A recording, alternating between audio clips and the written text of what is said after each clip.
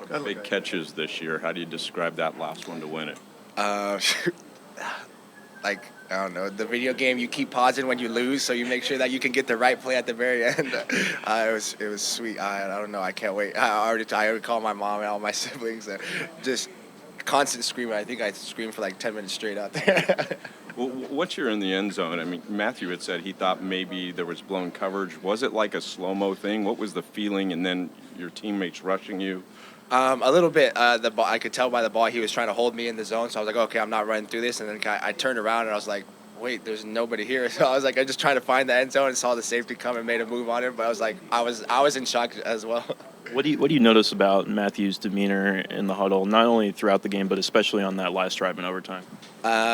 It's the same, I guess, that we get every play. You come out there communicating at the high level that he does, and then just the confidence that oozes out of him, it helps everybody. I think it helps me 100%. Like, knowing that he's going to put the ball in the only spot that you can get it, it makes going out there and run routes a lot easier. What's it also like? You have the biggest head in the NFL. I don't know if they can confirm that, but I'm up there. Were you aware that Matthew was dealing with a hip injury? Yes, I was. Well, first off, because it was my fault that he got injured, so that's why it wasn't ideal. I was like, oh my gosh, I'm gonna be in trouble when I'm filming when we're watching it because I'm like, I got Matthew Hurts, but man, the guy, the legend, the leader of our offense, it's super cool. That just like the confidence. I know that he's going out there and playing, trying not to show it as much as he can, but just the level of communication that he had throughout that whole overtime and even the period before in the fourth quarter. It makes playing football super fun. What does it mean to get a win like this? Because you gave up a 23-0 lead, and now you're 2-2. It could have been 1-3 and on the wrong end of a 20-point lead.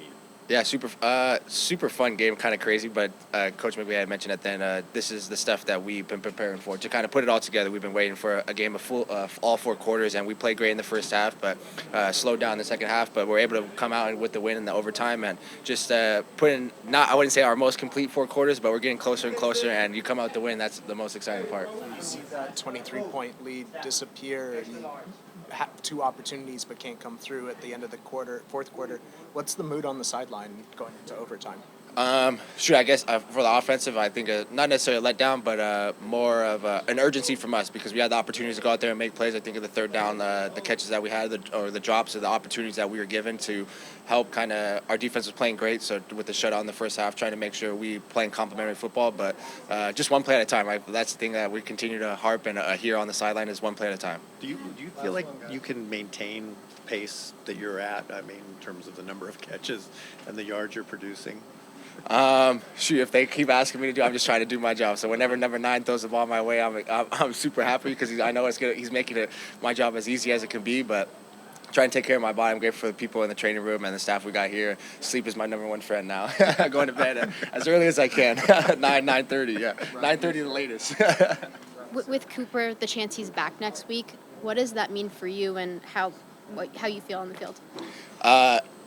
Happy. I get super excited. I can't wait. That means my run blocking is going to get a lot easier because they're going to be focusing on number 10. So I got to make sure on the play that I got Stafford freaking hurt. Those are the plays I can't let up anymore. Trying to just make sure I can get all the cues. But excited to see number 10 out there for sure. How do you describe that game, especially up 23-0, and then getting the ball one time in overtime and ending it? Yep. I can describe that as easily as that's the NFL. Everything's hard. It's hard to win in the NFL, especially on the road. Like I was just telling Gary, proud of this team, proud of the way we just stayed in the moment. Some things didn't go our way late.